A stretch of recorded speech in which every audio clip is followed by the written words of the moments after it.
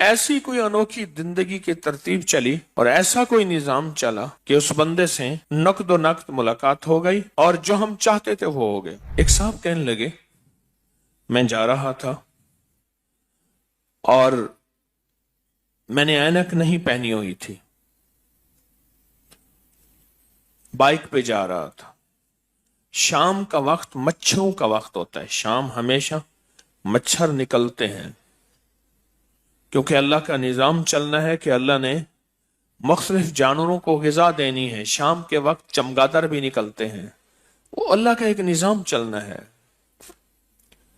تو کہا میں نے فرشتوں کو کلمہ پڑھ کے ہدیہ دیا، کچھ مقدار کلمے کی تھی، میں نے فرشتوں کو ہدیہ دیا اور کہا کہ میں نے اپنے مرشد سے سنا ہے ایک آنکھ کی حفاظت 9 فرشتے کرتے ہیں۔ فرشتوں، میں آپ کو کلمہ کا ہدیہ دیتا ہوں، میری آنکھ کی حفاظت کریں، میری آنکھ میں کوئی پتنگا، کوئی کیڑا، کوئی پروانہ نہ چلا جائے۔ اور کہا کہ میں نے یہ ہدیہ کیا اور جب بھی میں نے ہدیہ کیا میری آنکھ میں کوئی چیز نہیں گئی، اور کہا جب بھی میں بھولا آنکھ میں کوئی چیز چلی گئی۔ کہا ایک دفعہ میں نے دور تھا تو میں آپ کا دم ہو رہا تھا، اس کے بعد دعا تھی، میرے جی میں تھا کہ میری گھر والے بھی سارے آ جائیں۔ اس دعا میں میرے پاس موبائل تھا، ان کے پاس نہیں تھا، میں نے فرشتوں کو ہدیہ کرنا شروع کر دیا، کلمے کا، اعمال کا، سورۃ قل ہو اللہ، اعمال کا فرشتوں کو ہدیہ کرنا شروع کر دیا۔ اور فرشتوں کا کہا میرے گھر والوں کو لے آؤ، اور کہا کہ تھوڑی ہی دیر گزری سارے گھر والے آ گئے۔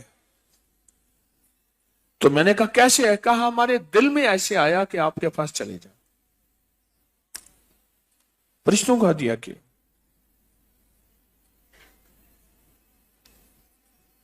رسول اللہ صلی اللہ تعالی علیہ وسلم کے روزے پہ فرشتے آتے ہیں، ان کو ہدیہ کیا، روحوں کو ہدیہ کیا، نیک جنات کو ہدیہ کیا۔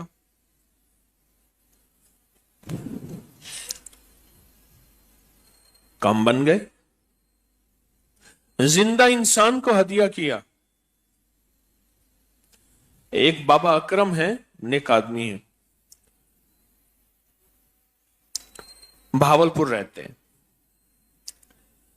میں ان کے ساتھ ایک جگہ سفر میں تھا، ایک بندے سے ملاقات کرنی تھی اور نہیں رہی تھی۔ بیٹھ گئے ہم ایک جگہ، مجھ سے کہنے لگے پڑھ کے اس کی روح کو ہدیہ کریں۔ ہم بیٹھ گئے اور پڑھنے بیٹھ گئے، بابا جی بھی پڑھنے بیٹھ گئے، ہم پڑھتے رہے۔ تھوڑی ہی دیر کے اندر ایسی کوئی انوکھی زندگی کی ترتیب چلی اور ایسا کوئی نظام چلا کہ اس بندے سے نقد و نقد ملاقات ہو گئی اور جو ہم چاہتے تھے وہ ہو گئے،